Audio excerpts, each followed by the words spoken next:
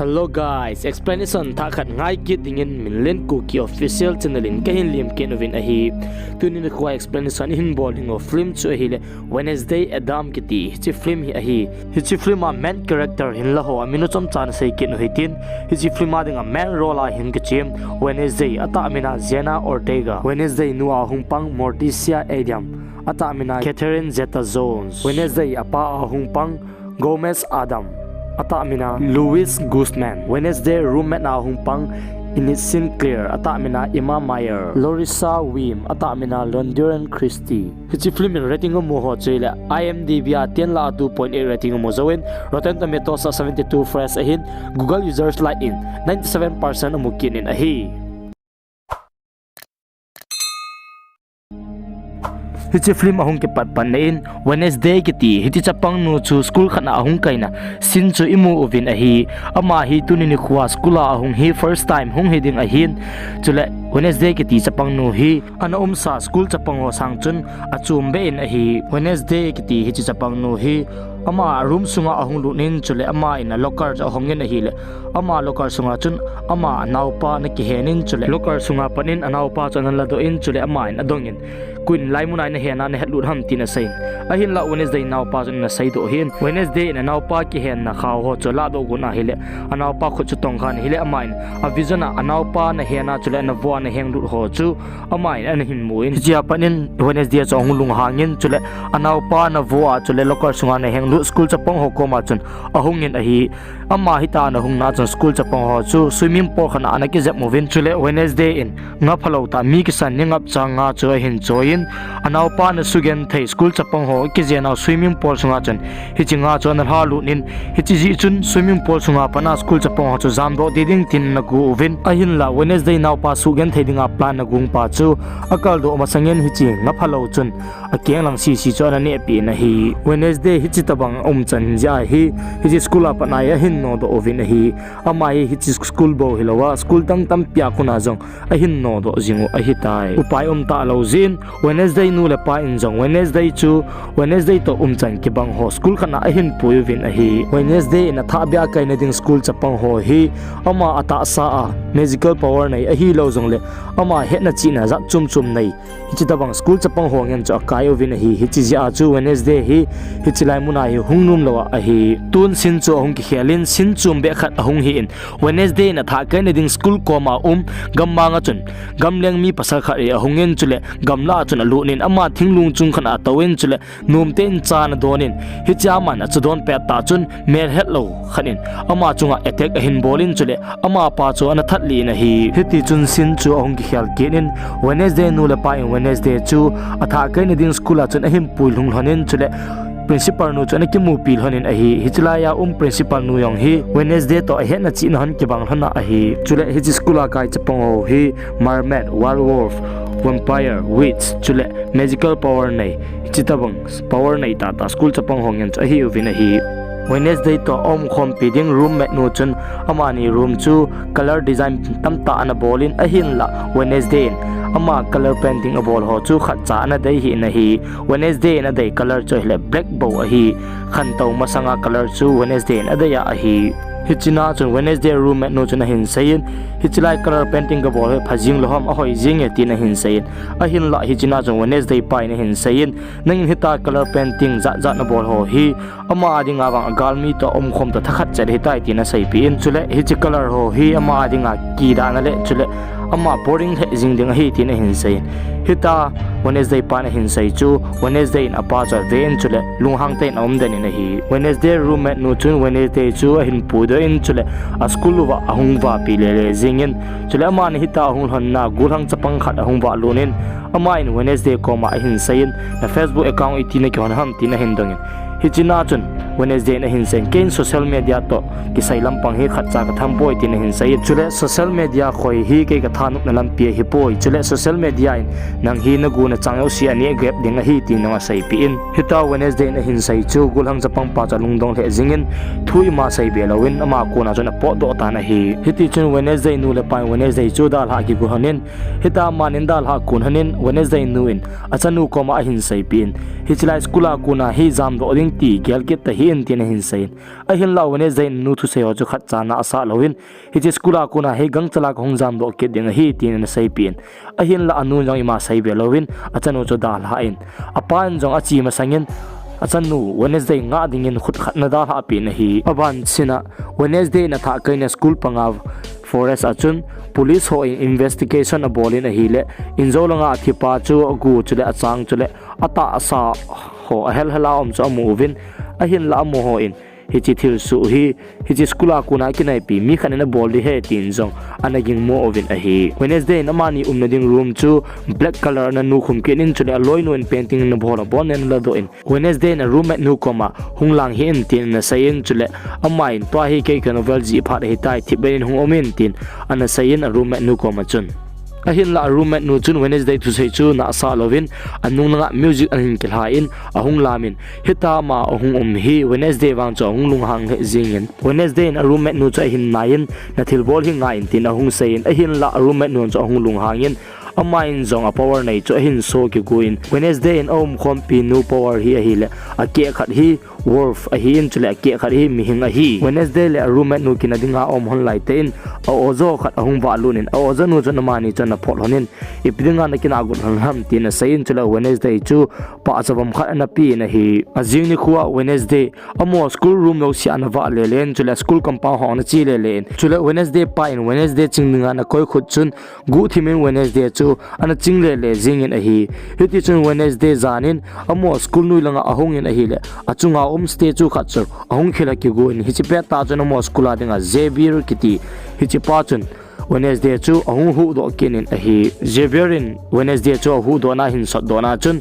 Wednesday chu na thimilin a hi hiti chun ama hung kha do in Wednesday in ka ki pa e ti ta sangin Xavier chunga analung hangin a hi Wednesday in Xavier ko ma hin sein tuni ni khuani in kai nei hu do hi a phar chang ki tu mo wale ke hi thinu ma hin khu manga ka hitai a hin la ningin nei hung hu do e ti na sein hijina chun Xavier in Wednesday ko ma a hin sein tuni ni khwa pa kum so ma sangin ai ni hin ki su tu khan tai kaneo lai hin hichipat lai chun kai kin ki chimin hicha chun coffin khana kan ki selin a hin la coffin sunga ki sel chumin Halloween coffin chu haling ten an guvin hichina chun ningin kai nei hu do hi hichi ja ken nang tu nya ka hu do kin nei ten a hin sayin hichi do chun Wednesday ama ruma ahungin ale khaji ban cho na ji in hichina man le khaji lai te in alup na chunga thil khat chagin ana za in ama na king mo in alup na chunga pun chala do in hile ama in khut khat chon mo in Wednesday in hichi khut chu ki cha na nei lo te in amanin chul ana dongin nang hi kui nei ham chule laimunai pina bol ham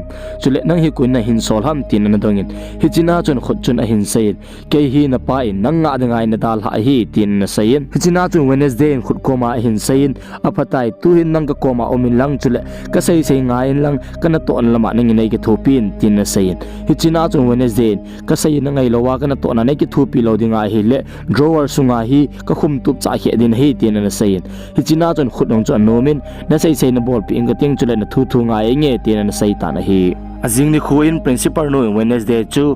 that sading in psychotic doctor khat koma a hin poin hichina chun Wednesday ama mental problem ji in doctor no koma ana sayin nei ngai dam in tin na sayin chule doctor no ina pan in jam do ding tin na ki gu in hichina chun a khut in na ki thu pi in window cha han pi in hichi window apa chun gu thimin hichi doctor no ina pan in ahung jam do in hi ama hi ta ahung jam na pasal khat to ne ki sutul honin pasal pa cho to khan hi le ama in a vision amu kinin hichi pa hi gari accident a thite te ding hi tai ti hi Wednesday na vision amu kinin a hi a hin la Wednesday na vision amu ho chu hichi pa ko ma chun ima sa na sei pi hi in chule chi pa cho hin dal ha kinin a hi Wednesday na sai pi lo na ji chu hi le ama hin mi a thi chule mi tha ti ho hi ama hin a vet no ma chule a dai sa a hi hichina chu Wednesday a kinai pi hotel khana ahong lu nin hichilai sunga na hotel waiter pa ko ma man a jaga chin waiter pa cho hoi selen a ven a hi le a pe penin coffee machine chu ahong sin hichina chun Wednesday na hin sayin na coffee machine hin si phat ping ga ting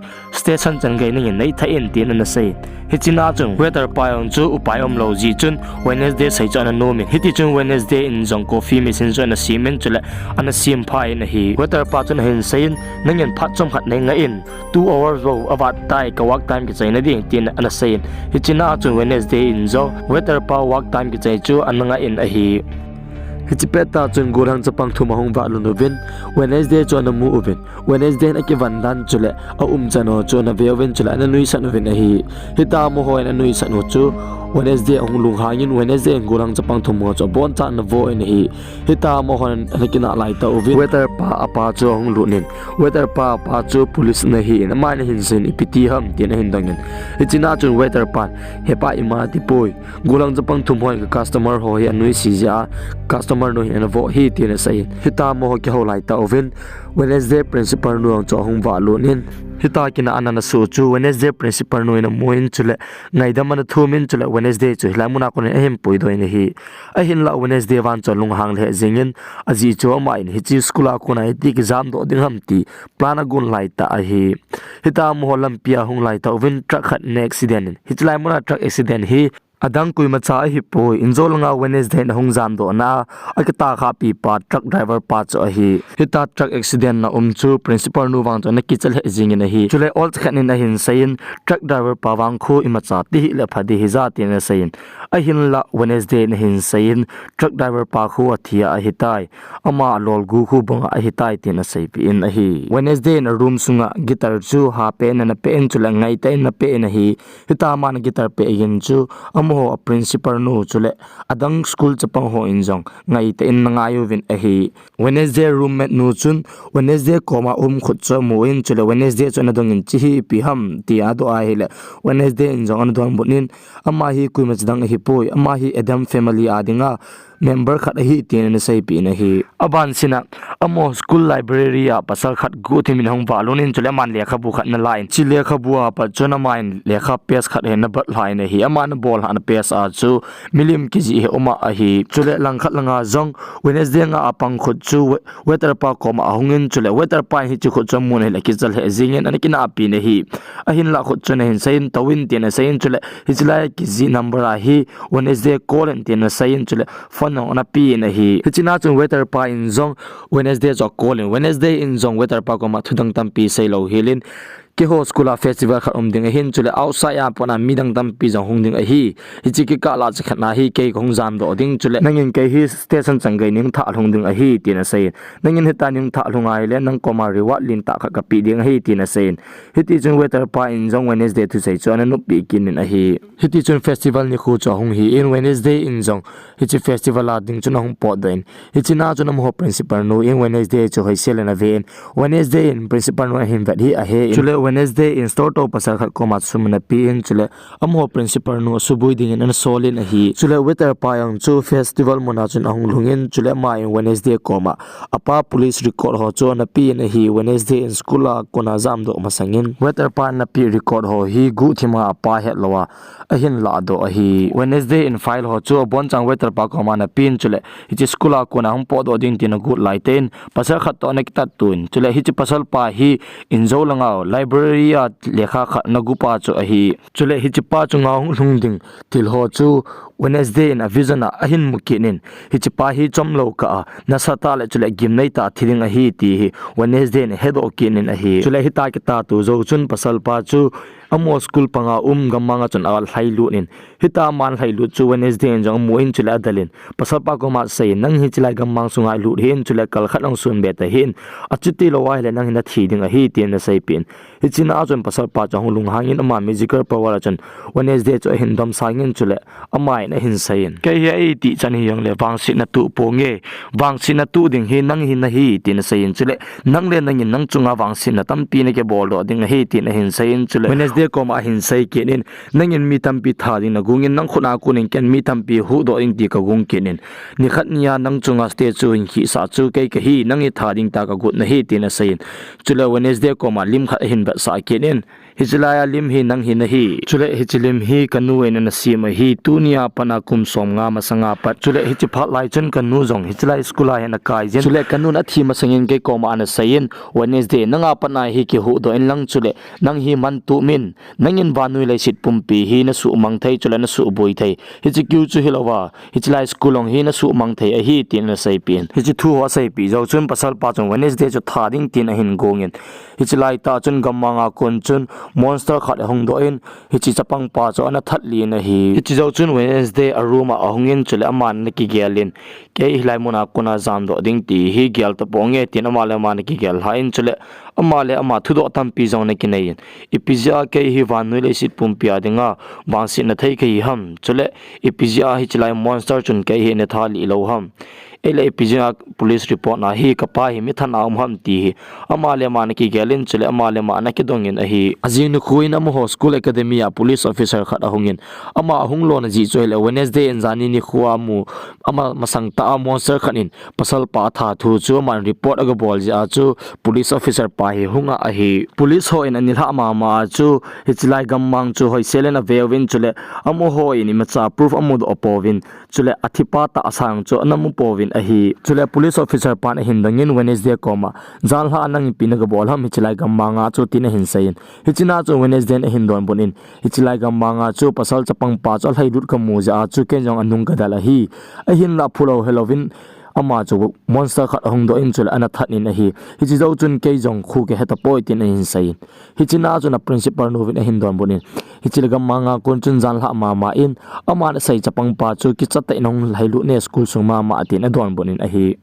principal no chum police officer pa ko ma hin sai kinin Wednesday thu sai ho hi khat cha ta san hin aji cho ma hi chi school apana hi zam do ding ti bo gel jing mi a hi chule thu sai ho hi khat cha ta san hin tin principal no na hin sai in chule Wednesday hi doctor khat nang ka ga sa hi tai hi chi doctor no na hin sai na jong ma hi ma cha ti poi na nei ma nei poi tin a hin sai tin principal no hi chi tu sang ho cha sai jo pha nin thip benin an po do ta na hi a hin la Wednesday police officer pa ko ma hin sai kinin hi chilai school panga gammanga hi monster khat aume hichi monster mi hoya tha ji hi tin sai pin hichi kyu chu hilo mi tam pi jong hin than lai ding hi tin jong police officer pa ko ma hin sai in chule jan ha jong chu ka sai chapang pa ju kamit masang ta hichi monster chuna tha hi tin jong sai hita mo ho ke holai ta ovin jan ha thitai ti koi pau chu police officer pa chulo Wednesday masanga imacha ti lo chule imacha ki su khalowin ahung kenin a hi azing na khuin doctor nu in Wednesday chone ki mu pi in doctor nu na hin saina nangin nalung gela chule na gel thu cheng ho chu thu sim ta danin sai hi in hi chi ja chu jan ha chapang pa jong chu nangin a thi ta na sai hi nangin na thu sai hi nang le nangin zong na ki ta sana hi tai ti na sai Wednesday na hin sai in tua pat kamit ta ka mu mi thi chung chang thu jong im cha ka sai lo re tai ti na hin sai na hi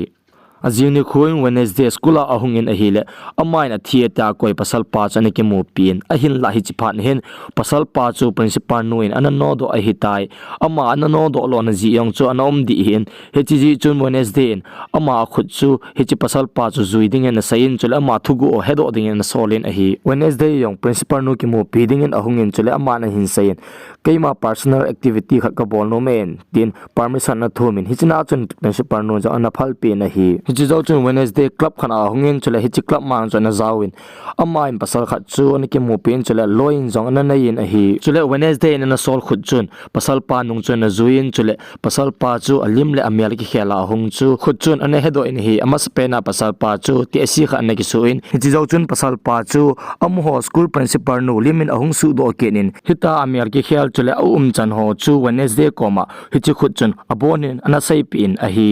Wednesday Adam episode 1 chu hi chan chun ki chain Wednesday episode 2 yong agang na thai pena ka hin uploading a hin loi che ho tu ni ko explanation hin bolu hi nom na sa a hi le lung sit te in comment hin bol pin ti chu ka hin ti movie episode 2 yong ka hin upload ting la thon lo helani na ngai theina ding ovin lung sit te in Minlen Kuki official channel hi subscribe ne ne bol pi in lang episode 2 yong thon lo in ana vidin ka hin ti movie na bon chawin bye bye